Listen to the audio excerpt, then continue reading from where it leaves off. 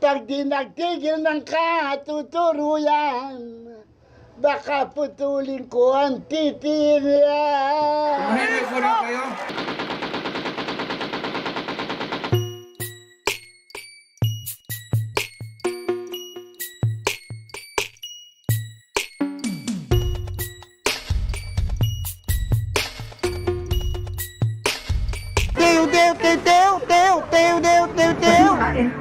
In our fight against communism. Mabuhay ang NPA!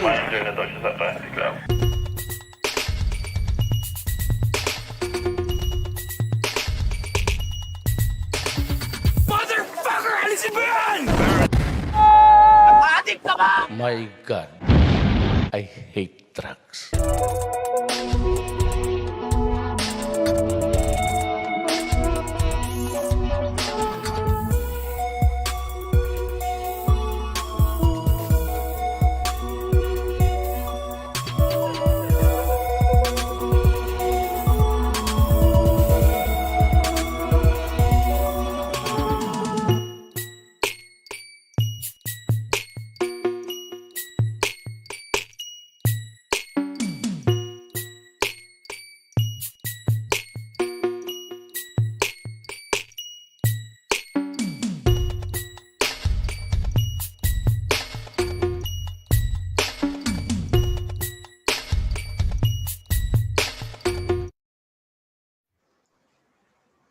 Hello, everyone. Good evening to you guys. It's raining outside, but I'm hoping we're all inside and safe and warm. Welcome to Daang Dokyu. We hope you've been enjoying the documentaries that we've been streaming free for you for the past few weeks. We are the home of Philippine documentaries, and we hope to still be around in the years to come. My name is Shara Zambrano, and I'm speaking to you now on behalf of PhilDocs, or the Filipino Documentary Society. And tonight's show is co-presented by the LGBT Chamber of Commerce. Now, the films that we'll be talking about now and the issues that we'll be tackling form part of the strand of films this week that started the screening yesterday. So far in the past few weeks, we've been dealing with very heavy documentaries that really speak to the core of the Philippines, its history, good and bad, and we've come to know a little bit more about the Philippines with each film that we've seen. But now, I think it's a special strand because now we're gonna look inside. We're gonna stop looking at the big issues for a bit and look inwardly at the things that we find it hard to talk about, the things that sometimes make it hard for us to live in a society like ours. We call it taboo, the things that are spoken in hushed tones. And it's my honor to present to you guys a very special panel of experts who know how to navigate these difficult discussions about gender, about depression, mental health, and all of these sensitive topics. We'll also be having on board people who live these difficulties, and who are here to impart some knowledge to us about how we can deal or how we can help each other deal with it as well. And we also have here filmmakers who have done the brave job of embracing these tough topics, these taboo subjects, and just infusing it with their personal voice. Because sometimes through art, you can talk about things much easier and hear things that are harder to hear. So this is a safe space for all of us. We invite you to engage in our conversation. Let's be interactive about this. You can comment or pose your questions online. We are cross-posting in several other pages. Join the discussion. And this strand has started yesterday and will last until Thursday, October 22. These are, they say, the hardest to talk about. And just log on to daangdocu.com/watch now. And let's take a look at the trailer of these films.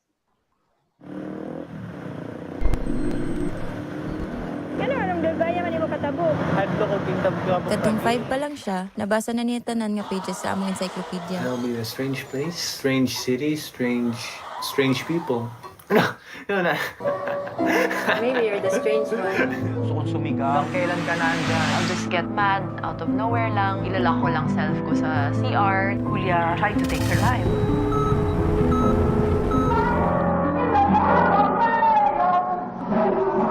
May foreigners na nagkakatay sa akin. Sumasama ako, okay lang.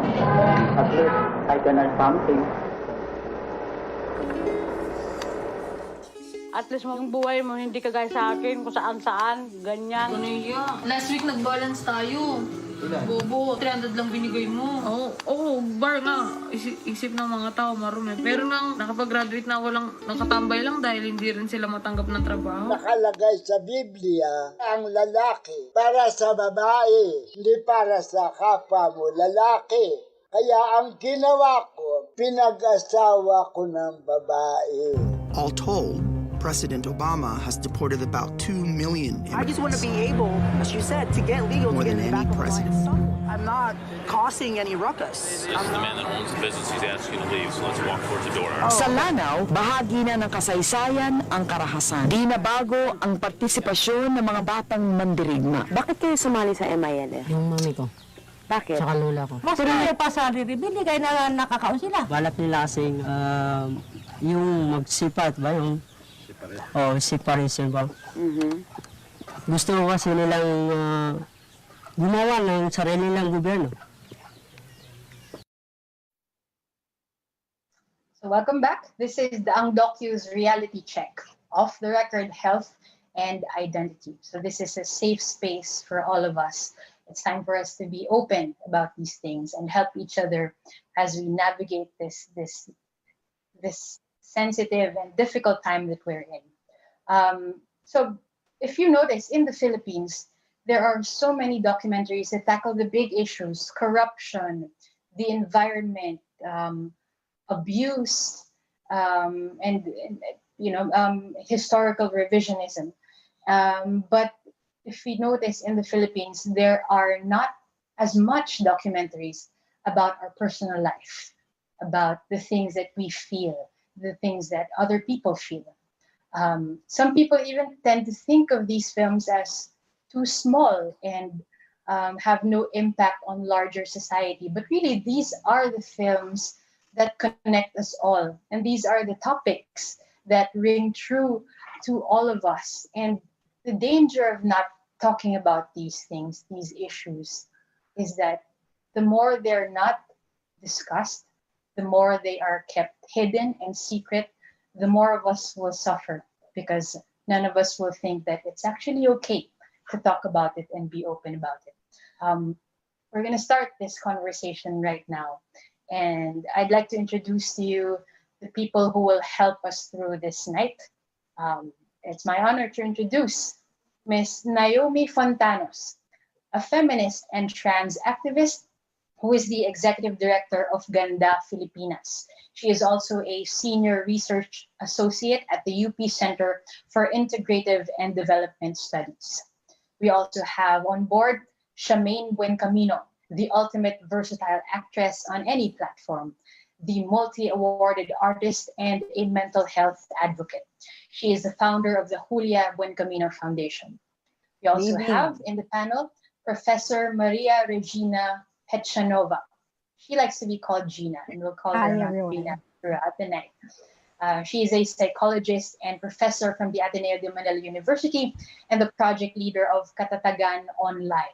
She is also a 2010 Towns awardee, the 10 Outstanding Women of the Nation's Service.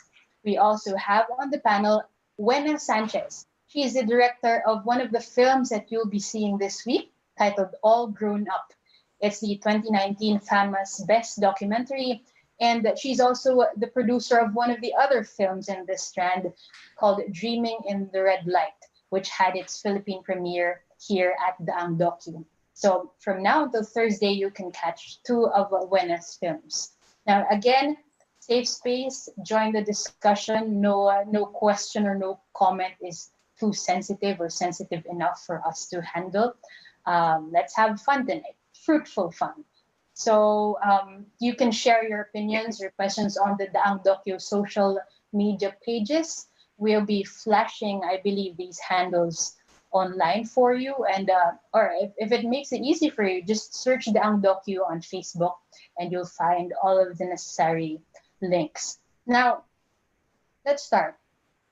I did notice this, that I'm a journalist and I do television documentaries as well. And I do notice that it's easier or almost instinctive to make films about other people, make films about the problems of others. Especially as a journalist, your tendency or your requirement is to kind of check your personal feelings at the door. Siguro I'll start by asking Wena. Kwento mo, what is your style of filmmaking? Do you really prefer creating films that are closer to you or are about you, or do you delve in different topics? And which do you find easier? Ako talaga, I like making films na parang sort of mas gusto ko yung fiction, yung parang nasusundan ko yung character, masyado ako na-engage. So, sa documentary, kasi parang nakikita ko, aside sa hindi ako masyadong marunong talaga sa mga sobrang malalaking issues, tapos mas malapit sa puso ko yung parang pagbubutbot ng mga tao, yung parang mag-zoom in, parang nilalagay sila sa microscope. So parang yung mga films na nagawa ko so far, parang more on sobrang lapit.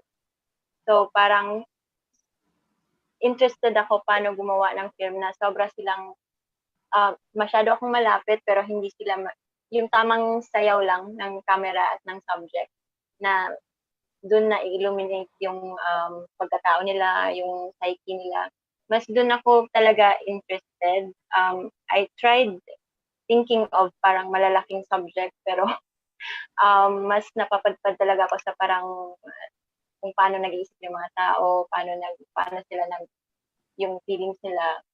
So, hindi ko alam bakit ganon. Siguro dahil I don't know, yun, interested lang ako sa tao. So, papalabas pa lang yung film mo this week na, so ayokong mag-spoilers. Basta sabihin na lang natin na yung film mo is about your brother and your daughter. Ano yung nauna? Yung desire mo na gumawa ng film o yung desire mo na ikwento ang kwento ninyo? At that time, nasabi ko sigurong dahil nanood ako ng Boyhood, yung kay Richard Linklater. At parang naisip ko, habang nasa sinehan ako, naisip ko yung brother ko. Tapos parang at that time din, depressed ako. Parang gusto ko lang mag-escape. So parang naisip ko, gawan ko ng film kaya yung brother ko na parang something success story. So susundan ko siya na parang, kaya niya pala lahat. Dahil na rin siguro gusto kong maka-inspire ng iba na okay, kahit weirdo ka, kaya mo palang mag-succeed or ma-push yung potential mo. Mas more on, yun yung drive ko lang talaga. But at that time also, kasi parang meron akong sort of guilt na wala ako sa life ng brother ko. So parang through capturing him sa camera, mas marami kaming time together. At the same time, habang ginagawa ko yung buong film, na-realize ko na ako din pala yung may malaking problema. So, kasi sobra akong, nung ginagawa ko siya, tinitingnan ko sila, yung anak ko and yung brother ko.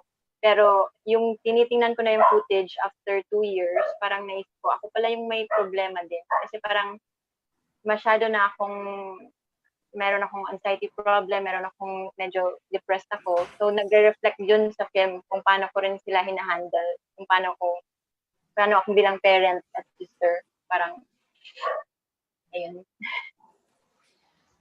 Ang naisip ko nung pinapanood ko yung film mo, wala ka bang kasi ako yung nature ko, mas parang kung sino yung malapit sa akin, mas nag-hesitate ako na ilagay sila sa harap ng camera. Kaya sobrang na-admire ko yung courage mo na yung buong pamilya mo nandun. Meron ka bang na-feel na na hesitation or siguro takot na ano kayang mangyayari sa kanila o sa inyong lahat kapag lumabas yung film? Kasi sobrang honest talaga nung pinag-uusapan ninyo eh. At the time na bago ako nag-shoot, pinaalam ko na sa kanila and parang sobrang cooperative naman sila. Pero yan nga, iisipin ko ano yung effect nito sa kanila. Pinanood ko sa kanila yung finished film. Tapos, inisa-isa ko yung daughter ko, yung brother ko, yung mother ko. Tapos, hindi ko na, yun, parang ang dami kasing parang habang ginagawa mo yung isang film, ang dami mong nabablindside ka. Ang dami mong mga hindi alam, tas later mo na malalaman. In the end pala, yung mother ko pala yung pinaka-affected. Tas nung pinalabas siya sa Q Cinema, doon ako medyo na-tense kasi parang, oh my God, ang daming 21 cinemas pala to. Medyo na-tense ako noon, pero nung tinawagan ko na yung mom ko, she seems like okay lang naman kasi napanood niya yung film. So, okay naman sila lahat. Okay naman kami lahat. Pinapasok ko pa naman sa bahay pagkatapos ng screening. Pero mahalaga yung step na yan, di ba? Na baga parang hindi mo lang kinonsume yung kwento nila. Na yung step na huminto ka, hinarap mo sa kanila yung obra mo. Kwento mo, yung importance ng nagawin mo yun para sa kanila, ng mga subject ng film. Of course, dahil life nila yan, tapos mabobroadcast. So, every time na ang plano ko nun, international lang dapat. Kasi para mas malayo yung audience, hindi sila masyadong, parang, titingnan na, o baka may problem sa kanya, or, so, nag-usap kami as family na parang, okay lang sa screen sa labas, basta ayaw lang nila dun sa mismong sa Leyte. Kasi ayaw nila na masyadong malapit makikita ng mga neighbors namin, masyado siyang, alam mo yun, celebrity na hindi maganda na pagtingin nila yung gano'n. So, hindi ko talaga ipapascreen na malapit kahit sa Cebu or sa Leyte. Pero okay naman kami na Manila or sa ibang bansa. Yun. So, I think it's very important, syempre kasi buhay nila yun. So, it would really affect them. Related din siguro yung question ko to Charmaine. Charmaine, if you see in the film Invisible, which is also in this series of Daang Dokyu films, talked about a very, very difficult part of her life. And to the point where I'm hesitating, or I'm trying to find the right words to ask questions of you, Charmaine, because I want to be as respectful of the experience as possible. I'll start with the easy question. Okay. Para to warm me up. I want to know what made you say yes to opening up your story to the film Invisible. And of course, when you see Invisible, you see you in front of so many other people. How and why? When it happened, when we lost Julia, immediately I was trying to understand what happened. Siguro you want to understand and you want to, in my case, I wasn't able to help her. So I had this urge to share her story to help others, especially because when I was trying to understand what happened, I went through her stuff. And that was where I saw what was happening to her. Because prior to that, when she was alive, we really had no idea what she was going through. So when I saw that it was there, I had this need to tell her story, to make sense of what happened. And that's why when people come and ask me about what happened to Julia, I'm very willing to tell the story. And also because I was really shocked by how common it was. But people will only talk to you about it if you share the same experience. But I didn't hear about it prior to Julia's death. It was only after that people opened up to me about it. For those who haven't seen the documentary featuring Charmaine, in the film Invisible, we see Charmaine talk about her daughter Julia, who took her own life, and it was about the family's journey to try to understand why this happened and how they can move on together from it. So, did it take a while, Charmaine, for you to be open to talking? I would think that some people who would experience this would just clam up and withdraw and not answer these hard questions. Yeah, it took a year. It took a whole year for me to understand and to accept, actually. Although from the very start, I really, I was the only one actually in the family who opened her journals, who went through her works. I was the only one, and I kept going online to research on the topic, and I brought her stuff to a psychologist because there was really a need for me to understand what happened to her. I felt that that was the only way I could accept it, if I could understand what happened.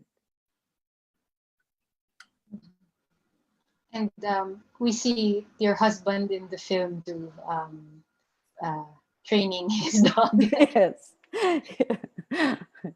Yes, I'd like to ask how he has been throughout this journey. Is it? I would think it's a different experience from a father's point of view. Yes, it is. For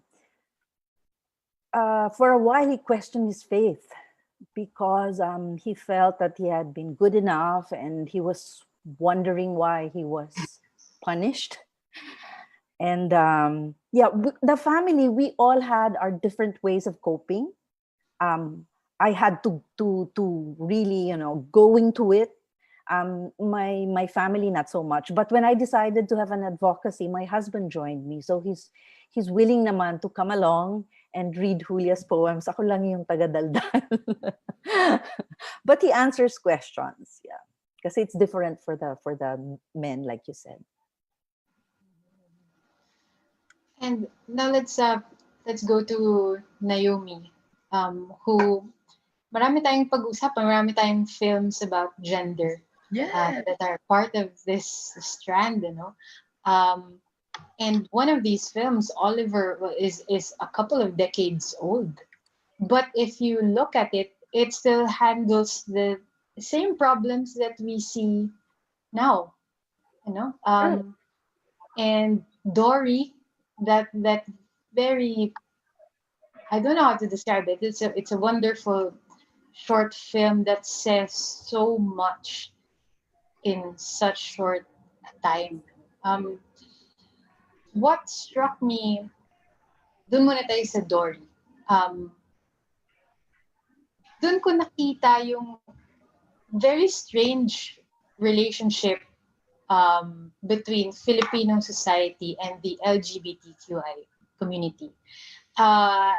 It's very easy for a lot of Filipinos to say na, tanggap namin sila, open kami, pinapayagan namin magprosesyon, meron tayong mga pa-contest, nasa mga noontime show sila, so hindi mo kami pwedeng tawaging nang huhusga kami.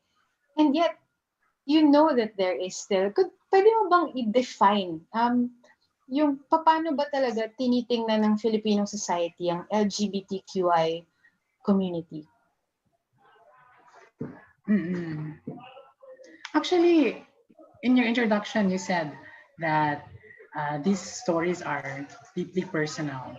But for me, I would actually disagree. Yes, to some extent, they are deeply personal stories, but what actually struck me most about this suite of 7 films that are showing until the 22nd is that they also clearly implicate societal systems and structures, including, for example, the gender system or the gender order as we know it, which is rooted in our colonial past and remains binary and patriarchal. A lot of the colonial feminists call it the modern colonial gender system. The films also implicate the economic system that is also colonial and capitalist and has kept majority of the Filipino populace mired in poverty. And the political system also, which in the Philippines, as we all know, is dominated by elite families who are themselves beholden to foreign interests. So for me, these systems are at play in all these films. And in the social sciences, as Gina would attest, these are called the social, cultural, historical, political determinants of our health, of our personhood, etc.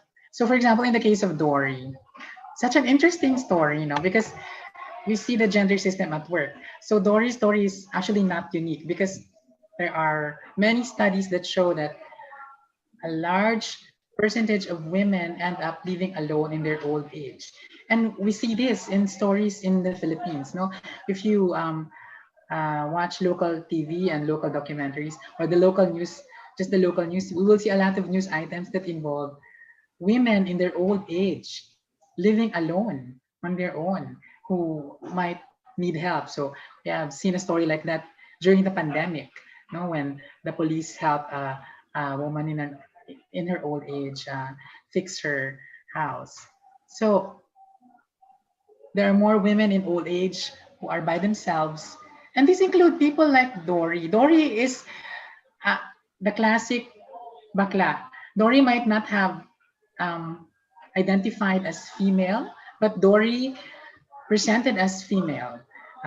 So she had a feminine gender expression, and even the name that she uses is female. Although, of course, she also recognizes that she has another name, Teodoro Ilagan. But still, she saw herself as a woman. And interestingly, Dory was a boss because she had 4 salons in Tondo during her heyday. And still, she saw herself largely in a caretaking role, taking care of those who work for her until their death. And that includes 25 of her beauticians. So she's a very, she's a bakla in a very feminine role. And in her story, we also see the economic system at work because, Dory used to own many salons in Tondo and then lost them all later on. So I'm not sure if it's polite to call it like a cautionary tale because a lot of LGBTIQ people do lack capacity building in perhaps financial literacy. And this is something that we want to change for the next generation of LGBTIQ people so that they're able to save up, they're able to invest, make wise use of their money so that when they grow old, they have something to fall back on. And then we also see that Dory was quite spiritual as a person, faith was something very important to Dory. So in fact, she would make concessions regarding her identity by dressing up as male and attending church service or worship. But we only see her do that when she goes to church. But outside of church, she's back to being Dory. Yeah. So many trans women do this because I have a lot of trans women friends who belong to churches that are strict in terms of dress code during worship. And it's quite interesting that Dory actually embraced her faith fully. There's a point in the movie where she says, mahal ako ng Diyos, kaya tumagal ako ng ganito. So you see that she has a deeply personal relationship with God or Supreme Being that many LGBTIQ people share. So there are so many LGBTIQ people to whom their faith is an important aspect of their life. And I'm very happy that this was shown in this film. And it's also interesting how this theme of religiosity is extended to Dory's personal life. Because if you will watch this film, you will see that Dory made the supreme sacrifice of marrying off the love of her life to a woman because of her faith. Because she believed that ang lalaki ay para sa babae. Kahit ayaw nung kanyang lover, nahiwalayan siya. Parang Dory pushed him away. Na you belong to a woman. So accepting a life of living alone, diba? Later on. Because this is what her faith tells her. So if you go to the film Oliver that you mentioned, I love this film. Oh my God. I'm so glad that this film is being shown because, you know, Nick De Ocampo, I have such high regard for the filmmaker. It's such a great piece of LGBTQI history. You know, it can be used to show the evolution of drag in the Philippines because Oliver works as a female impersonator, which in the West is a phenomenon that dates back to the 18th, the 19th century. So I'm glad that we have this film that captures the local scene of female impersonation in the Philippines.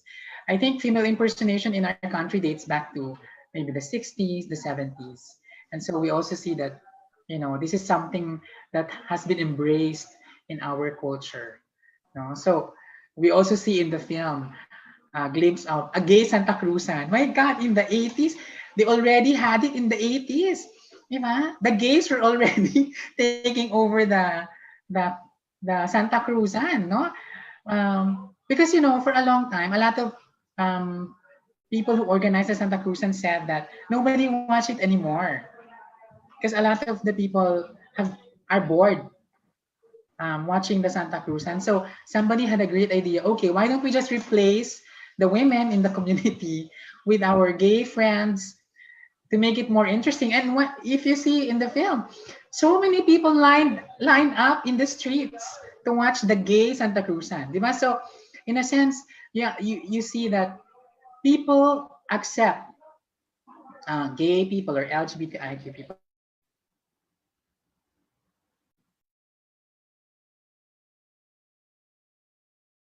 Yeah. Yeah, so that, teka, medyo nag-disconnect si Naomi. Pero tama siya eh. These personal films aren't just personal. They didn't just stay in the realm of someone else's story that looks interesting to us. There's also politics in these personal stories. And you can see how the norms that we have, the structure of our society, often is the cause for the repression and the oppression of people, vulnerable people in so many ways. Siguro when Naomi returns, I want to talk about how the relationship between the church and the LGBTIQ community.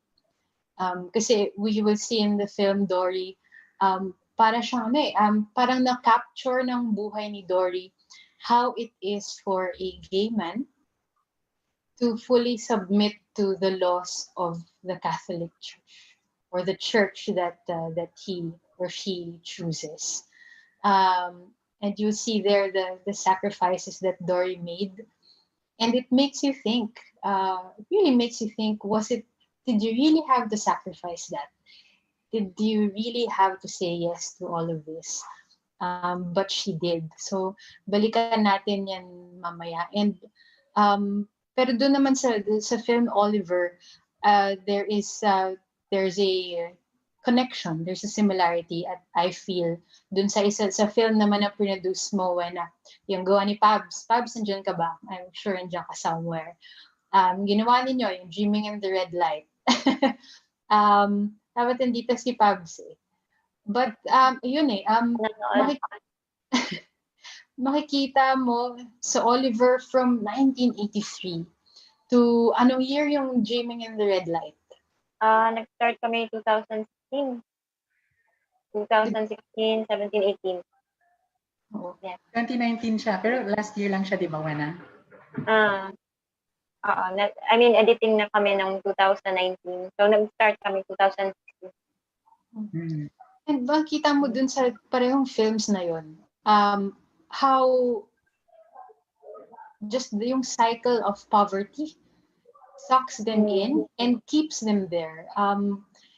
For people who live more comfortable lives, it's so easy to judge the prostitute, the macho dancer, and all of the people in these types of entertainment.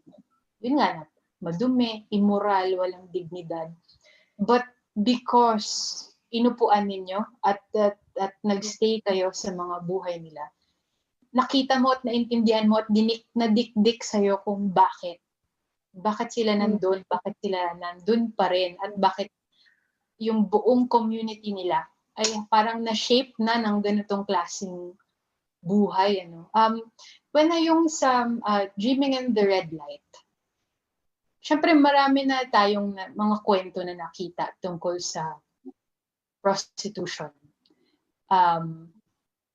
Pero what did you decide to do differently dito sa mag-ina na ito? Parang kasi you took the usual style and then you brought it deeper and closer to their heart. So, kwento mo yung konti yung proseso ng pag-iisip mo. Kasi nag-start siya na parang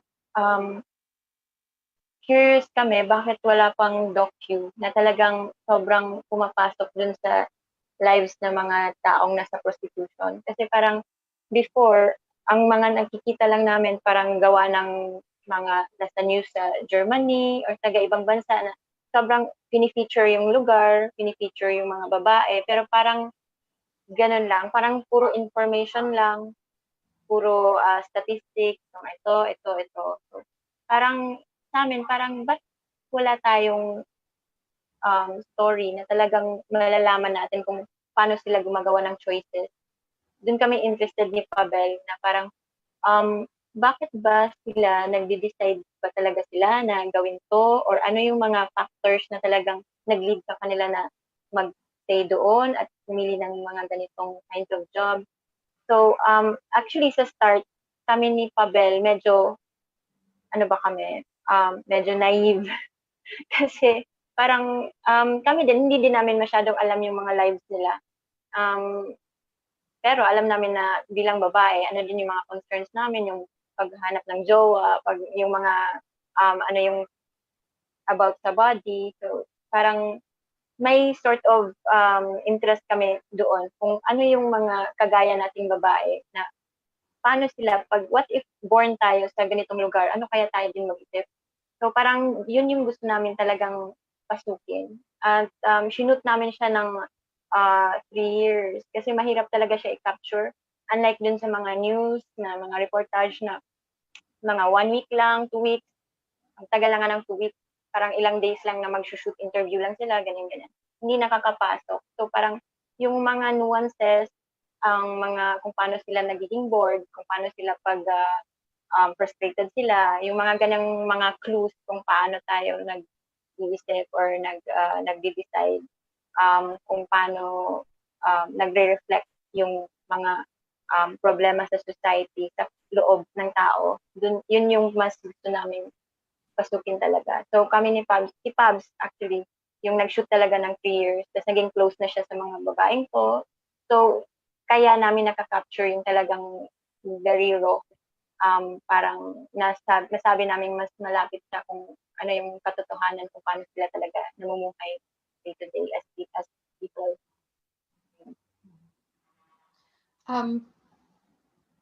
Doc Gina, itong mga films that are part of this strand are obviously well thought of. Yung malinaw yung intent nila to dig deeper, to understand more. But also, portrayal of these people, of these issues in media is a double-edged sword. Sa experience niyo po ba sa portrayal ng Pilipinas, ng Philippine media, whether in film or TV, has it been healthy for for these sectors? Medyo, it's a big question, ano? Pero subukan natin siyang himayin because maybe we can do a better job and we should. Yeah. Hirap naman ang tanong mo, Sarah.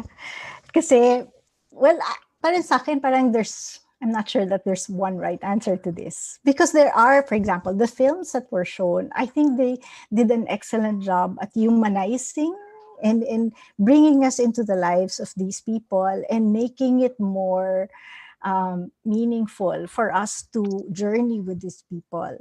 At the same time, we know that there are these films, other films that parang caricature, nagiging caricature, halimbawa yung LGBTQI, di ba yun, Naomi, na parang there's one lens to look at LGBTQI people. Meron din naman na parang, syempre, because there's malakas din yung religion, meron morality na parang alam mo na nandun. When the people are featured, meron sense of judgment that is going on. So parang ang hirap sabihin na okay yung pag-portray ng media at hindi. Kasi there are some na okay, meron din naman hindi. So medyo ano siya, double-edged sword. Can I say that? Na iba-iba.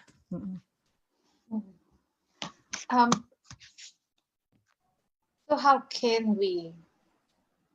I notice it lalo na Naomi sa LGBTQI stories, you know. There, especially in mainstream media, they tend to portray the community as some kind of novelty, and just objects of interest and curiosity. I'd like to find out how you feel about how media has portrayed the community at kung ba, nakakatulong ba ito o nakakasama para sa inyo? I think in terms of visibility, it's important for LGBTIQ people to be seen. Yeah. But of course, the goal that's not the only goal. Our goal doesn't stop there. Our goal is to be able to tell our stories in the most respectful and representative way possible, that it will also capture our humanity. So the goal for media is to facilitate our treatment as human beings equally in society. Yan yung goal, diba? But of course, it's a learning curve, and it's not only in the Philippines but elsewhere. No, so everywhere you go, the portrayals of LGBTQI people leave a lot to be desired. So even in Hollywood, it's the same thing. So we started out as the comic relief, diba? Yung dito sa Philippines, yung mga gag show, yung bakla, yung siya yung punchline, o siya yung biglang katawa, siya yung gagawin katawa-tawa, di ba? So, marginalized pa din yung portrayal, no? So, pero syempre nag-change na din naman, di ba? So, meron na tayong mga TV shows, also films, kung saan bida na din yung mga LGBTIQ people. Pero, a lot of them still leave a lot to be desired. So, what we want is for LGBTIQ people, not only to be actors, but to be storytellers and to be directors and producers of content, so that we're able to tell our stories accurately. Because otherwise, a lot of it is storytelling from the outside looking in. So for example, now there's a whole craze over boys love, yung mga BL series. And a lot of LGBTIQ people are saying it's important that we have BL because it's good for representation. It's good na a lot of young LGBTIQ people are seeing same-sex desire, same-sex love being portrayed in a healthy way. But at the same time, the casting leaves a lot to be desired pa din, because they cast non-gay actors to act in BL series, because it's a genre eh. And it's how the genre is. No, I mean yung BL is the latest iteration of the shonen in Japan. So, yung mga ganyang craze nagsimula yan sa East Asia, Japan, Taiwan, Korea, tapos pumunta na sa Southeast Asia, sa Thailand. Ngayon, nandito na siya sa Philippines. Ang daming boys love series and it's about, you know, the love of boys for each other. But the actors playing them are not all gay. Diba? So, sinasabi na ng mga tao na, siguro let gay people portray themselves in these stories, diba? Because otherwise, they're just thirst traps. Yan yung bago natin, di ba, term sa mga, yung tinatrap lang tayo to be thirsty. But they don't really care for our well-being or for the rights and for social justice in the community. So we have a long way to go. No, and media is an ally of the community to be able to push the envelope forward and to push the movement forward for equality for LGBTIQ people. The goal is really equality. No, your question earlier is the age-old question. Are LGBTIQ Filipinos tolerated or accepted? We don't want either. We don't want to be tolerated. We don't want to be accepted because those formulations still cast us as second-class citizens in the country, di ba? Because it puts us in an equal footing. Those who are non-LGBT like you are given the power to tolerate us or to accept us. We don't want that. We want you to treat us as your equals. That is the goal, equality. Yeah. So, it's part of a whole movement for human rights and for social justice. Gina, kamusta na ang mga Pinoy in terms of their openness to talk about their mental health and their openness to seek out help in terms of their mental health? I've seen some improvement. Halimbawa, I personally am seeking help for mental health. I'm taking counseling, and I make it a point to be very open in talking about it. Na para in case meron pang nahihiya, para masabi ko kahit paano na wag na tayong mahiya kasi kailangan natin ng tulong. Pero outlier ba itong ganitong pag-iisip? Mas marami pa rin bang Pilipino ang nahihiya na magsabi at nagtatago pa rin ng damdamin? Well, if you take a look at the films that were screened this week, sa akin parang what really struck me cut across is that hiya element eh. You could see it dun sa kwento ni Wena na sabi na parang wag sabihin, di ba?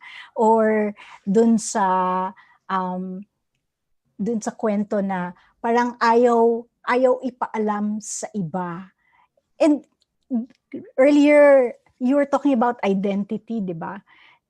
I think one of the interesting parts of the Filipino culture is that our identity is not our own, right? So our identity comes from our family, our identity comes from our support group.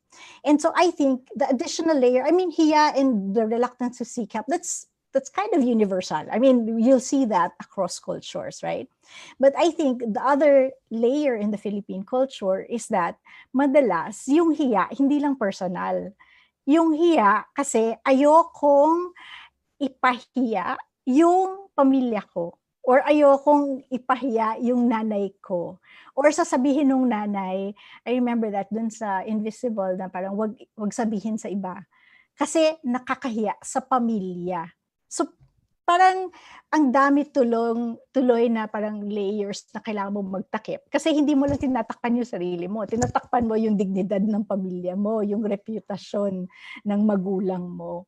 So, if only for that, parang ang lakas talaga nung resistance to help seeking. Kaya 'di ba tayong Pilipino mas madalas magkikwento tayo sa kaibigan o sa pare or sa or sa boss or sa teacher, hindi talaga dun sa professional kasi malakas talaga yung stigma na ano na ba ako? Sira na ba ulo ko? Meron bang, is there something wrong with me?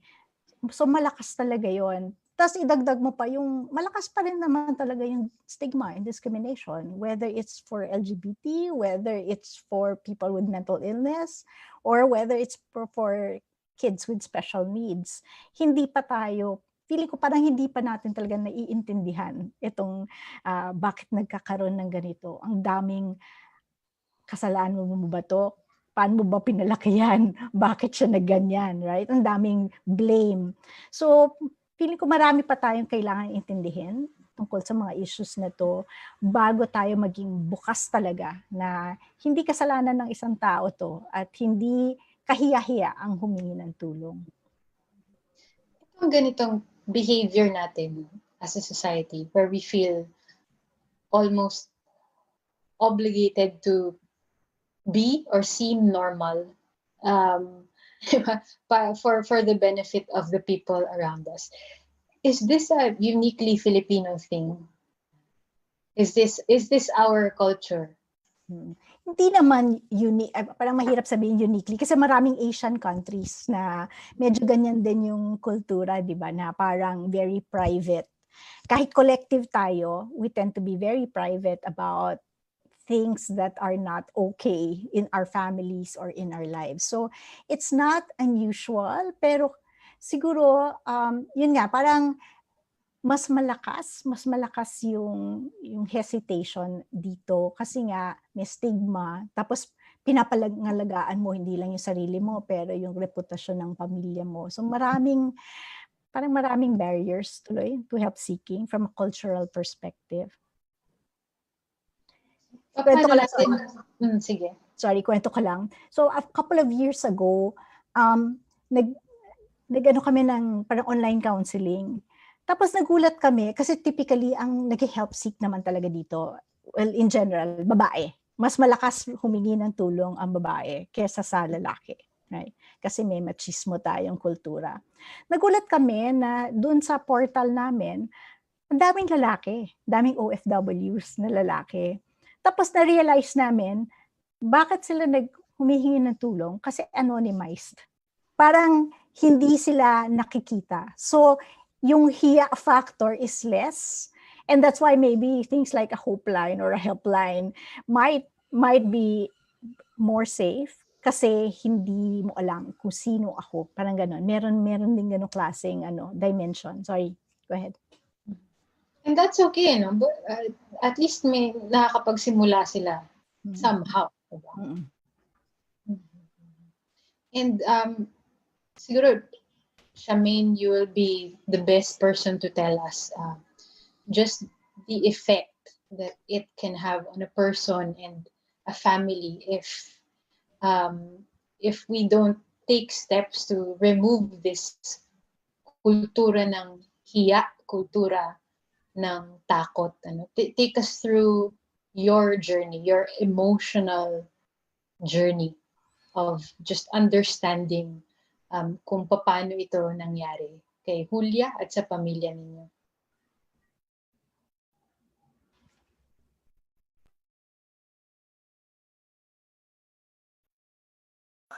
Ayan, unmute myself. Pwede niyo na akong marinig. Ako kasi ay, nagtanong ako sa Diyos, I'm Catholic, and I was really asking Him why this happened to me. And for me, ang sagot niya is talaga I had to face the truth. I had to see kung may, kumbaga, was it my fault? What happened? Yung ganyan. Seeking the truth. And then, when I found out that it was an illness, I felt a responsibility to tell people about it, to help those who cannot ask for help because they are judged by society, parang ganon. I would just like to bring up the fact that I can easily talk about this because my daughter is dead. But if my daughter was alive, this won't be so easy, diba? Because she will be judged by people. I have met some na they tried to take their lives and they were not able to complete it, and grabe rin yung stigma na yun. Tinatago talaga nila. At saka mahirap talaga for people who are suffering the illness to come out with it because the society is very judgmental. Di ba ang Pinoy, mababa agad ang tingin dun sa mga daanan. Yun. Unfortunately, we do judge each other so much, di ba, Gina? Yun. Paano natin mababasag to, Gina? Itong silence that is born out of shame for not just for both ends of the spectrum, sa mga taong may pinagdadaanan at yung mga pamilya na alam nilang may pinagdadaanan yung mahal nila sa buhay pero hindi nila alam paano i-navigate. Saan tayo magsisimula?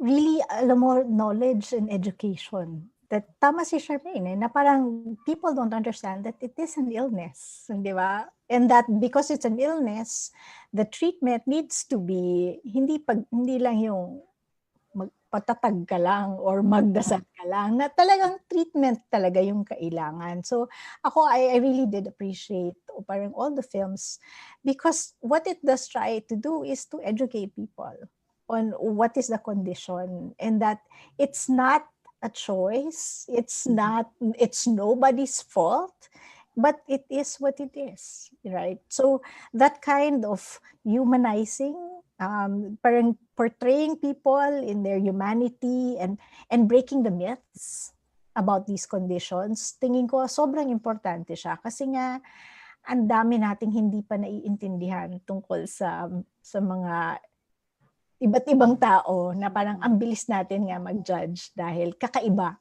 sila.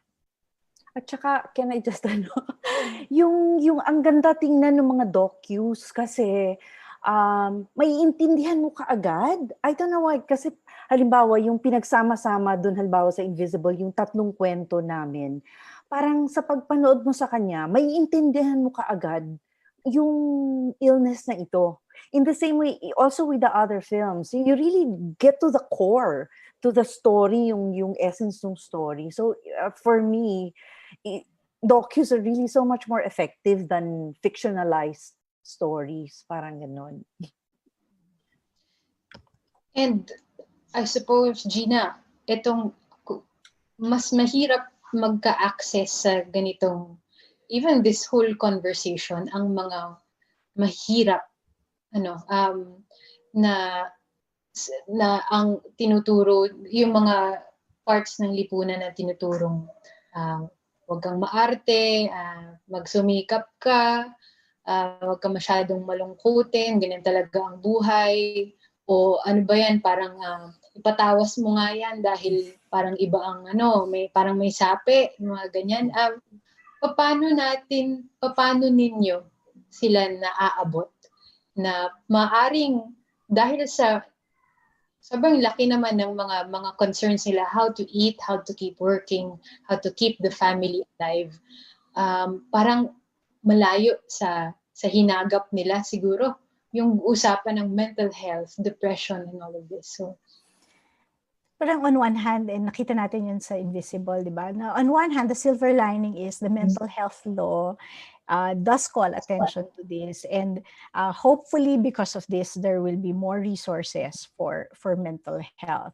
Maganda naman yung layunin ng Lord na at one day to have mental health available down to the barangay level. Halimbawa sa ibang bansa, nakita ko may storya sa Africa na tinuruan nila yung mga grandmothers maging mental health providers. So pinapaupo nila sila sa ilalim ng puno na may bench, tapos meron silang mga vest na pwede silang lapitan ng mga tao. Kasi nga mahal magpatingin sa espesyalista, mahal magpagamot, hindi covered ng ating PhilHealth talaga ito. So kawawa ka talaga kung meron kang problema sa utak, tas mahirap ka kasi hindi ka makakapagpatingin sa doktor, hindi ka makakabili ng gamot, hindi ka makakabayad sa therapist, di ba? So, mahirap. Kaya ako natutuwa din ako kasi kami yung mga secularista dito sa Pilipinas, malakas din yung advokasya namin to serve those who need it most. So halimbawa kami, ang ratio namin ngayon is 1:100,000 Filipinos. Imagine that. So sabi namin, sa tanang buhay namin, hindi namin maaabot lahat ng kailangan namin abutin. So we are trying in different ways. So for example, kasi meron din myth na kapag may problema ka, kailangan specialista lang ang makakatulong sa'yo na trained psychiatrist or trained psychologist. Pero hindi totoo yun. Yes, you will need specialists for a certain segment of the population, but maybe 85% pwedeng matulungan ng non-specialists. May konting training, meron lang training na kailangan. So gusto sana namin nga na mapalitan din yung perception natin na kailangan may sakit ka bago ka magpatingin sa specialista. Pwedeng prevention, pwede namang wag natin paabutin dun sa ganung bagay. So, sinusubukan namin gumawa ng iba't ibang paraan siya na parang maabot itong mga taong higit na nangangailangan. So halimbawa, simula nung nag-COVID, meron kaming ilinunsad na tawag namin katatagan online. So parang may resilience resources siya, pwede ka mag-attend ng resilience classes online. Na libre lahat to na lahat to voluntary basis among the psychologists and psychometricians in the country. Kasi nga, alam namin na hindi abot yung serbisyo ng karamihan ng tao. So yung sensitivity to socioeconomic status, sana hindi lang yun yung i-cover, Gina, no? Kahit yung sensitivity to gender, sexual orientation, gender identity, ethnicity. Yeah. Diba? Kasi those things affect people's mental health. Correct. Right now, I think a lot of LGBTQI youth really need access to mental health and psychosocial services, particularly in this time of the pandemic, which is very hard for so many of us. Talaga. So where do we begin?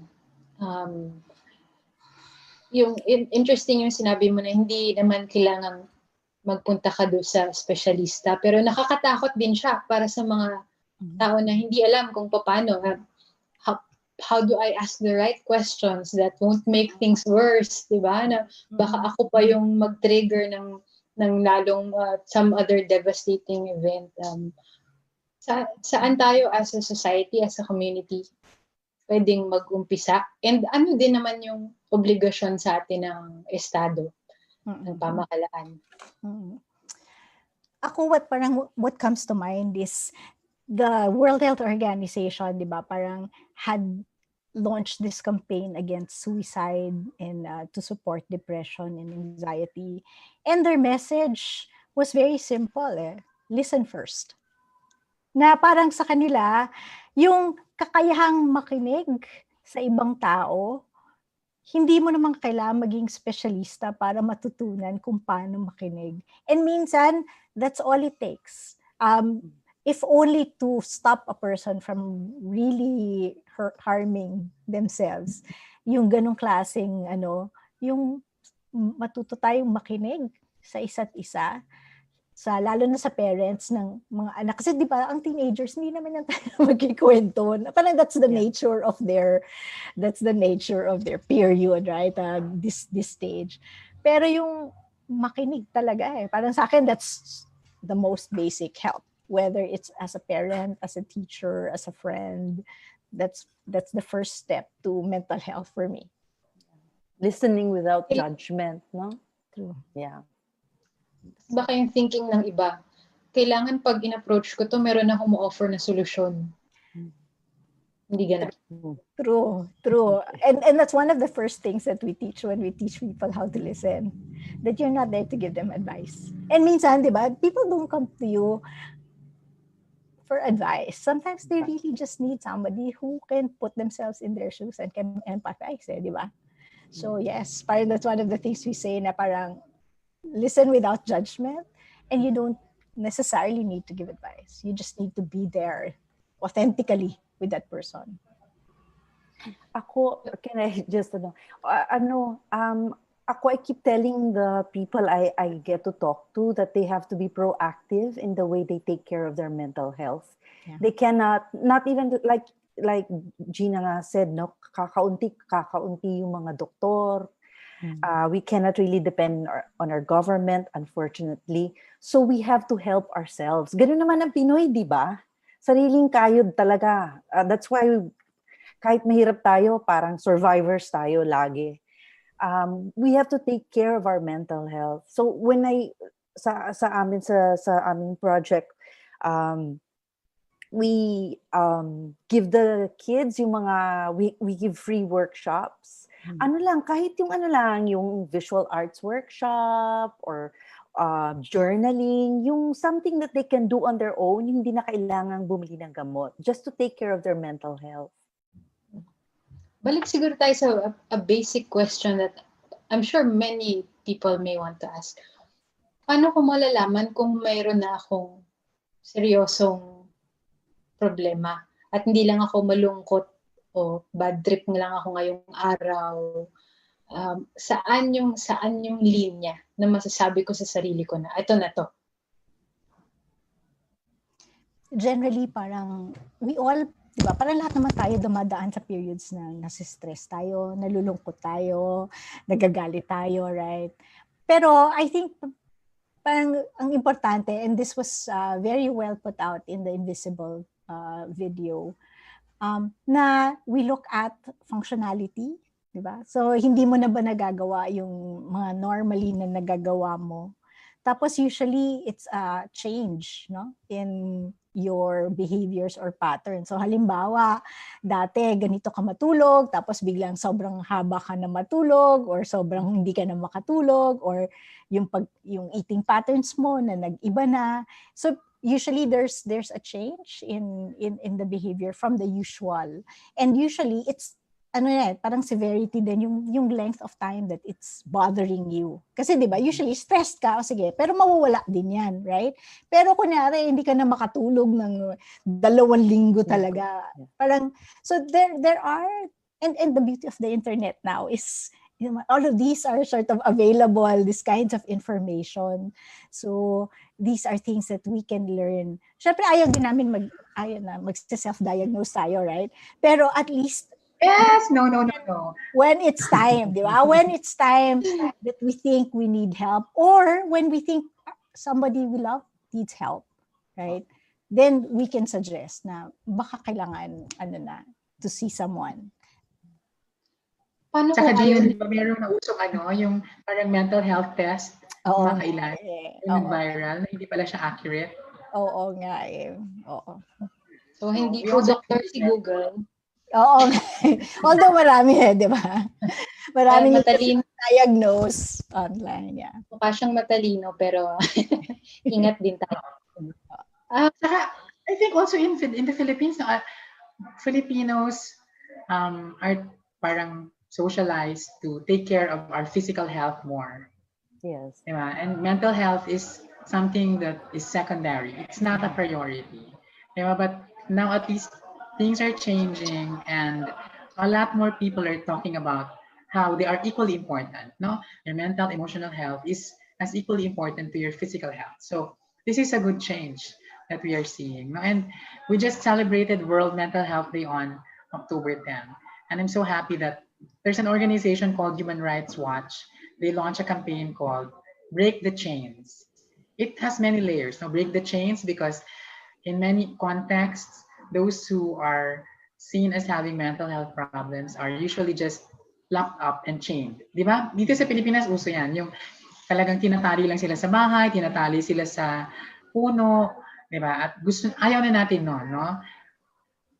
Parang kailangan we put a stop to that practice kasi hindi po siya makatao. So we need to break the chains. And also, break the chains about how we understand mental health, no, as something secondary, something that is not important. Parang sa sinasabi nga natin kanina, parang sakit siya ng mayaman. Hindi siya sakit ng mayaman. Kasi lahat ng tao may mental health aspect. Diba? Mayaman o mahirap, may mental health aspect. So, kailangan basagin na din natin yung myth na yon, yung ganong notion. Ang daming chains na kailangan i-break. But the first is silence, no? To break the silence about it. Because, yun nga, I mean, part of Filipino culture is to not talk about things that are viewed as private. Diba? Maraming nagtatanong on social media, the same question. Paano kung yung mahal mo sa buhay ay sa tingin mo ay may problema, pero ayaw magpatingin, ayaw tanggapin na mayroon siyang problema. O kaya hirap siya talagang makita kasi mayroong high functioning, ba na tuloy-tuloy lang, nagagawa niya lahat ng obligations in life. And then, but still you see or you sense that something might be off. For someone who sees these people, ano ang pwede nating gawin? I think this is where, again, the language that we use is very important, di ba? Parang hindi naman pwede, naku, may problema ka talaga, di ba? Kailangan mo na magpatingin. So parang even that kind of judgment, we don't want to do. But knowing Filipinos, right? So, kasi ano yan eh, parang what will motivate them to change or to seek help, right? So if they don't see it yet, what might push them to do it? For Filipinos, a lot of times it's family, diba? Or parang nag-guilt trip sila ng pamilya nila to seek help. So it maybe the approach should be not na may problema ka, kailangan mo humingi ng tulong, pero ako na may problema ako sa'yo, pwede mo ba ako, parang can you help ease my concern? Patingin tayo, right? So parang it's pwedeng tayo, pwedeng hindi ka nag-iisa na ikaw yung may problema, pwede bang samahan kita? Or it can be as simple as ako yung, sige na, pagbigyan mo ko, parang tingin ko makakatulong sa atin ito. Or parang, yun nga, parang kailangan maghahanap ka ng ano yung susundot sa puso ng tao na yon, that person will actually think about seeking help. Pwede din naman na subtle, di ba? Na medyo bigay ka ng self-help na material na medyo disimulado lang, o kaya ipakausap mo sa tingin mong nagdaan din dun sa tao, dun sa experience na yon, na makaka-relate siya. So minsan kailangan creative din tayo, no, sa approach natin. Kasi yung straight on, may problema ka, kailangan mo na lalong magre-resist yung mga tao.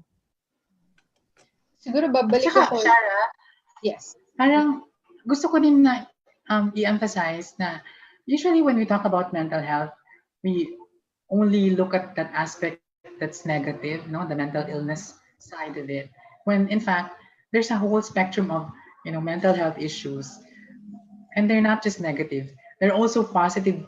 There's a positive side to our mental health, no? So for example, in psychology, there's a new school of thought, positive psychology, that focuses on the strengths or of the positive aspects of a person's emotional well-being. So sometimes you also need to widen our horizon when we look at this issue of mental health. Diba? Don't just dwell on the illness part, but also talk about for example, people's ability for grit, for resilience, and diba? So kaya importante din yan yung mga positibong aspeto ng ating mental health. Diba? So maraming mga strategies, for example, doing little acts of kindness actually help your mental health. Yeah. So good point. Gusto ko yan. Yes, maganda yun. Mental health, having positive relationships with your friends, your family helps your mental health. Having something, doing something that you're passionate about, no, like something creative in the arts, no, pursuing music, dance, Anything creative, like acting, lectures, Charmaine. Yeah, that helps your mental health. So, Meron akong nalaman lately na, sorry. May nalaman ako lately na parang those people, us pala, human beings, no? 70% of us will grow from trauma and only 30% will suffer. Parang ganun yung kalaki yung capability ng tao to grow from difficult and painful experiences. Kaya lang, syempre, mas naririnig natin yung mga kwento tungkol sa mga painful experiences rather on the growth experiences. And I would just like to add a little dun tungkol sa mga tao who have difficulty encouraging their friends or their family to bring them to the doctors. Meron narinig kasi akong isang explanation ng isang doktor na napakaganda na baka mas matanggap nila. Sabi nung doktor na yun, sabi niya, ang mental illness daw parang flu. Dumadapo kahit kanino. So if they're able to understand that, now hindi nila kasalanan yon. Kasi a lot of times, those who suffer mental illness, they really, or depression or anxiety, they really think it's their fault. So if they think of it like colds, like a flu, then, di ba, they might be more willing to go to the doctor or seek help. Yeah, good point. yes. And not look at the Dolomite sand in Manila Bay. That's true. Balik ako doon sa earlier na naramdaman kong hesitation, Charmaine, in even introducing the story that you have to tell. Diba, parang bigla ako natakot sa choice of words ko. Baka, dapat ba medyo paikot-ikutin ko ng konti or can I say it directly? Siguro, question ko is, how can, to those of us who want to be good allies, not just to people who have mental health issues, but also to the LGBTQI community and to other vulnerable sectors. How can you be a good ally? And is it okay to keep asking the wrong questions just because you have good intentions? Or but nakakatakot din eh. But what if ma-offend mo pa kaysa maparamdam mo na kampi ka, diba? For you guys, tips siguro how to be a better ally for all of us. Charmaine, go ahead. I think you said it a while ago eh. Please, I don't know. Am I the one Yeah, start with tell me. You're slowing down in my screen. Yeah. Sige, okay. Charmaine, you start. I think Gina mentioned it. Okay.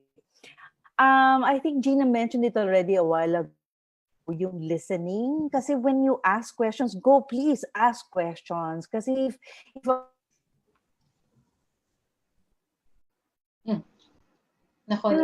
simple. Pag hindi sila ready, they won't open their mouth. So at least the fact that you ask shows that you care, and that's the most important thing. That you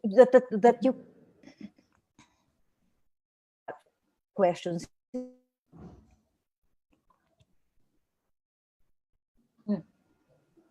Nako, she dropped. Yeah, let's pick up on her answer. Sige. Gina, ikaw. Sige. So ako, parang just asking regularly, how are you? Parang is okay, right? Pero especially for the parents out there of teenagers, alam niyo naman na yung sagot doon, di ba? Na, how are you? Fine. Di ba? Parang tapos na yon, right? So, beyond the questioning of how are you, ako parang ang realization ko in raising teenagers myself din is sometimes it's not even having to ask the question, but spending time with them. Kasi minsan, yung kwentong ganun, lalabas na lang yon habang magkasama kayo, di ba? Without you even having to formally ask that person. And so, especially for those with kids, with minsan time yung the most mundane time that you spend together, minsan dun lumalabas. Kaya ako dati parang natutuwa ako nung wala pang quarantine. Yung minsan yung nasa traffic kayo or di ba nasa sasakyan kayo kasi forced to magkwentuhan kayo. Minsan, golden opportunities yan kasi konting sundot, magkikwento na. So minsan yung formal, how are you doing? Ganyan. Minsan hindi nag-work, lalo na sa mga bata. So minsan oras, just time together also may also be just as important. Naomi, baka meron kang tips for us. Nag-drop siya. Okay. Ito. Kasi lumabas si Yuena sa screen. Sige, go, Yuena. Tapos may question pa ako sa'yo after. Sorry, question ito kay Ma'am Charmaine. Kasi bilang filmmaker, curious lang ako kung paano yung, kunwari, kung gagawa ng film about yung sa daughter mo, kayo, ano yung gusto mong approach? Hindi ka ba parang naiinis sa filmmaker na bakit gagawa kayo ng kwento ng life ko? Hindi ba, parang, kasi sobrang sensitive siya, ano yung mga pwedeng gawin ng filmmaker or storyteller na parang hindi masyadong mahirap for you or mas open ka? With Julia's story kasi I let her do the talking.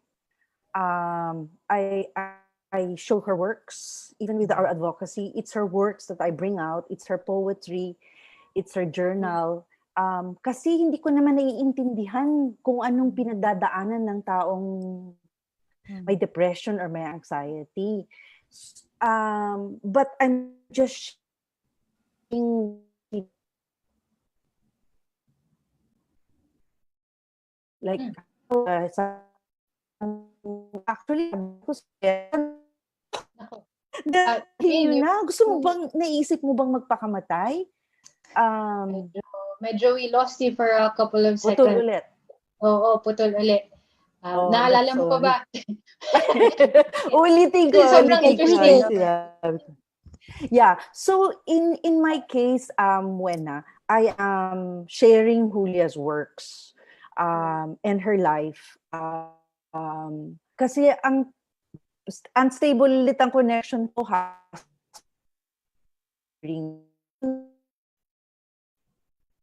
Good. Let's wait for Charmaine's to stabilize first. And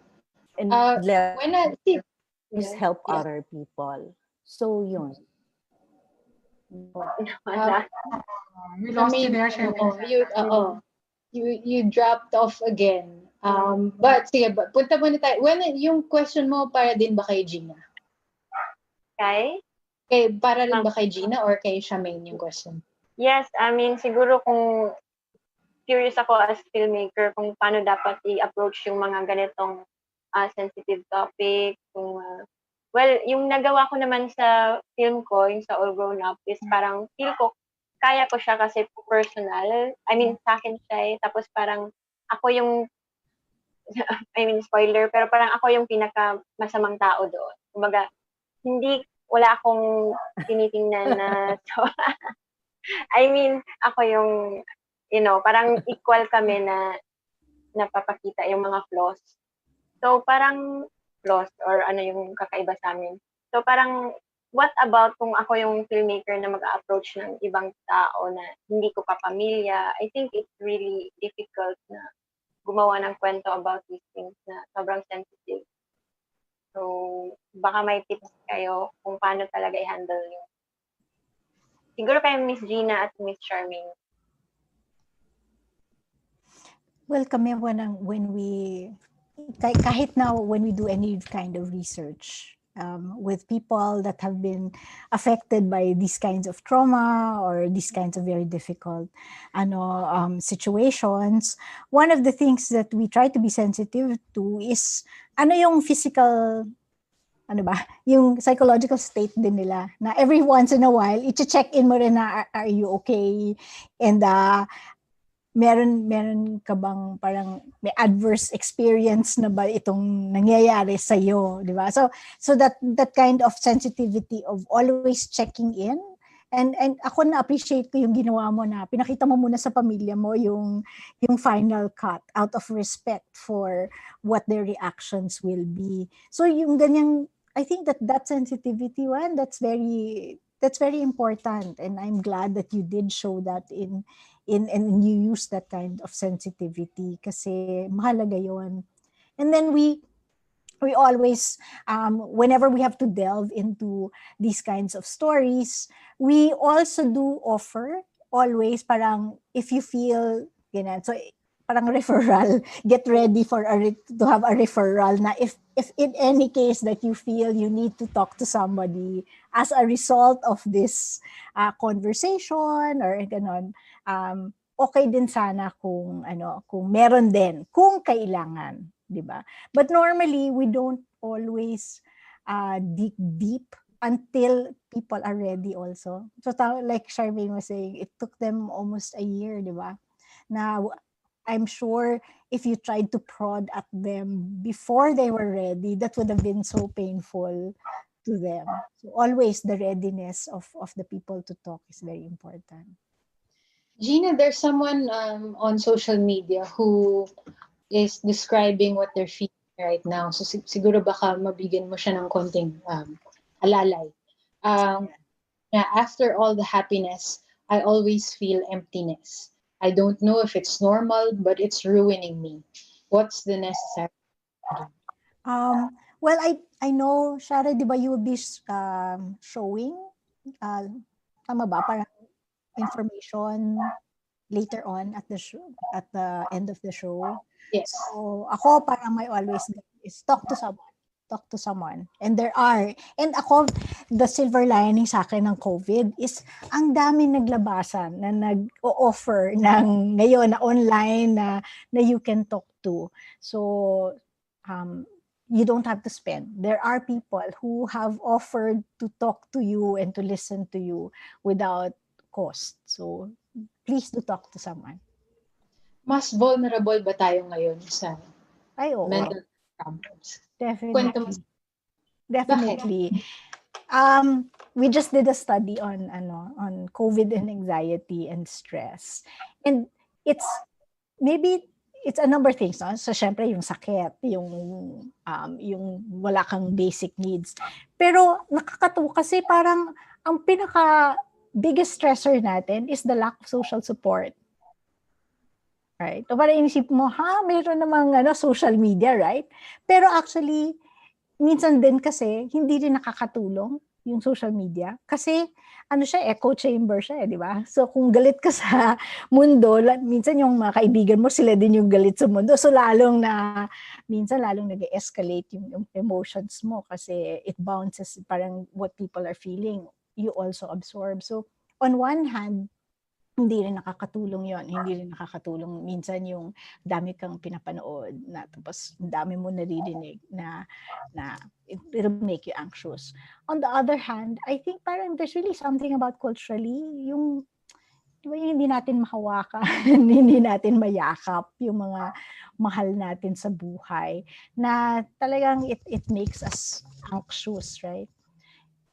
And we're also finding out that at this point, the most vulnerable are the young talaga. Parang the 25-year-olds and below. Sila yung pinakamataas yung anxiety levels at this time na hindi maiisip siguro na magulang kasi inisip mo nasa bahay ka lang, di ba? Pinapakain ka naman or hindi ka na problema katulad nila. Pero rin yun developmentally, ganun talaga. Na mas mataas talaga yung anxiety level pag bata. Tapos medyo as you mature, medyo nagkakaroon ka ng ability to cope. Pero yes, very vulnerable ngayon. Maraming vulnerable, lalo na yung mga bata. Kasi yung assumption is, hindi sila yung may burden of figuring out where to get the next paycheck. Tapos nasa bahay ka lang naman. So for what advice would you give parents who might be thinking that as long as the kids have Netflix, they're okay? Not to assume that they're okay. Right? Just because they're young, that doesn't mean that they're not okay. So maybe that's the first advice, no? To just check on them regularly. and just see how they are, and move them away from yan online and Netflix, and move them into yan sinasabi ni Naomi na there are many things that they can do naman to help themselves, like become busy, exercise, do something that beyond just staying in front of a computer also the whole day. Help themselves. And I think it's also important to think na, because someone online, I saw an expert said that the pandemic is a form of trauma. This whole COVID-19 episode is traumatic to all of us. We might not feel it, but it is a form of trauma. And so therefore, whatever response we have to it should be trauma informed. And I'm so happy that actually, and Charmaine have mentioned this word. It's very important, and a lot of people don't understand, that trauma, diba? Our bodies become points of trauma when we experience violence, when we experience a disruption in our lives. So this pandemic is exactly that, diba? So whatever responses to the pandemic are, diba? They should be trauma informed. They should be rights-based, non-stigmatizing, non-discriminatory, inclusive, and empowering. And this is also, I think, an answer to Wena's question. So to filmmakers, for example, who want to discuss mental health in the future, the film should be trauma-informed. They should not re-trigger people. They should help people become empowered to face the mental health issues in their lives.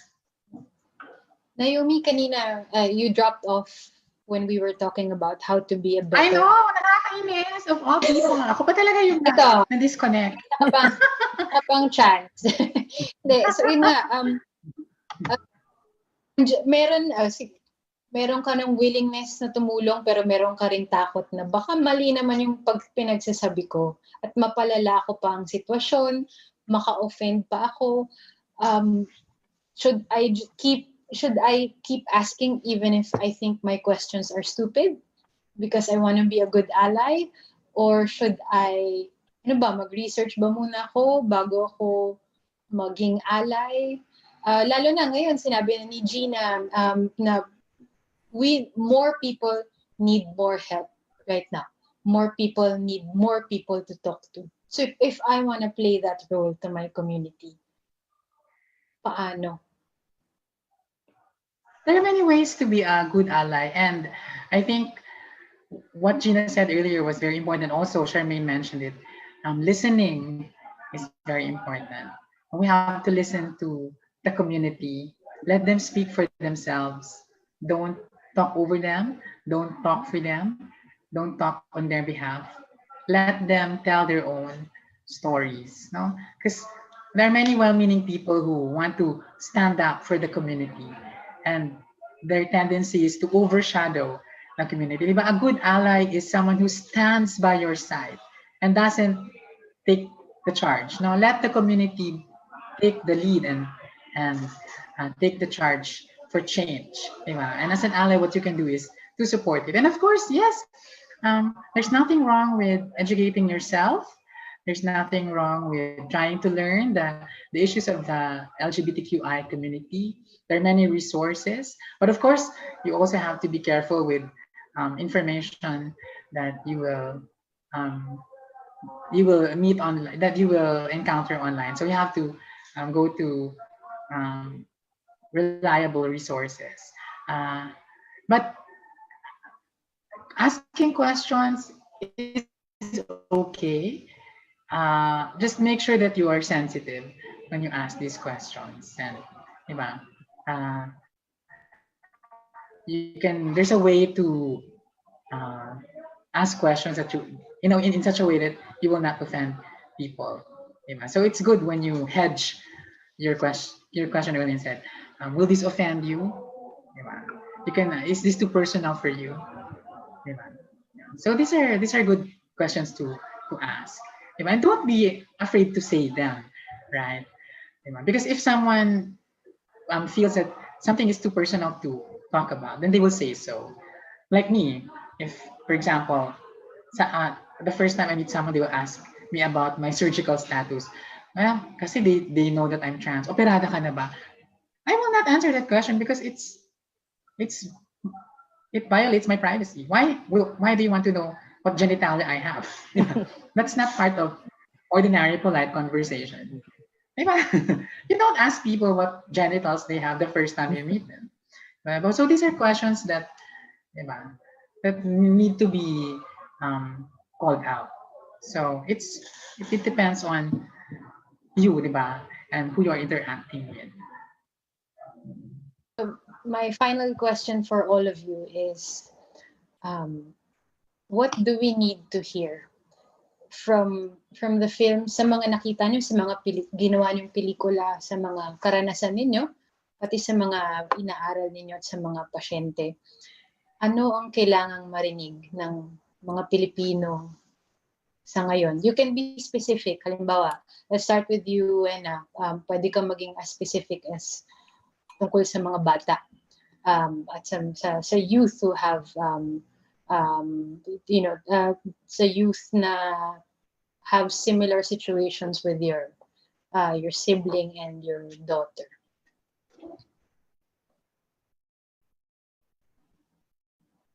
Naka-mute ka, Atawin. Yes, so parang sa akin siguro more on general lang sa parenting, na parang kung maganda na i-guide natin sila, pero parang, lahat naman tayo may good intention na paano maging successful yung mga anak natin. Lahat naman yan galing sa, kung ano yung mas okay sa future nila. Pero yung paano yun gagawin, dapat palagi pa rin natin itatanong sa sarili, babalik sa, hindi ba siya masasaktan dito sa ganitong approach? So parang palagi naman tayong hindi sure pero mas maganda yung palagi lang tayong nagtatanong. So parang ngayon, teenager na rin yung daughter ko, iba na rin yung approach, pero hindi naman talaga tayo sobrang, nagiging tama. Marami talaga tayong mga flaws. Pero siguro for me, factor na palaging nagtatanong at parang i-forgive na rin siguro yung sarili. At maging well-informed kung ano yung mga tamang approach para sa raise ng child, at hindi lang yung sobra tayong focus sa books, sa grades, at titingnan din natin kung ano yung like yung si Justin, yung kapatid ko at daughter ko, nag-beach sila, so mga tinitingnan nila yung mga liit na bagay. So baka of course, may beauty din sa ganun at mas nakakatulong din sa atin, sa kanila, sa atin. Yeah. Charmaine, from a mother and now an advocate, what do we need to hear? We have to be gentle during this time. We have to be gentle to ourselves as well as to other people. Especially, I have a message to the parents.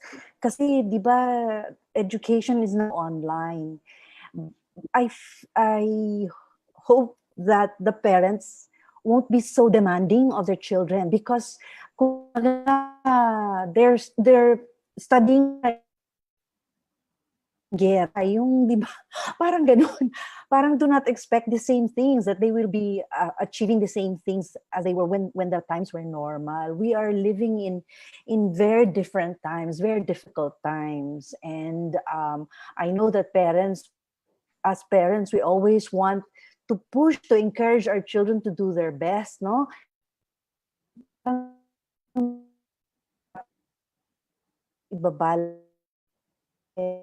Important than now, mental health. It's very.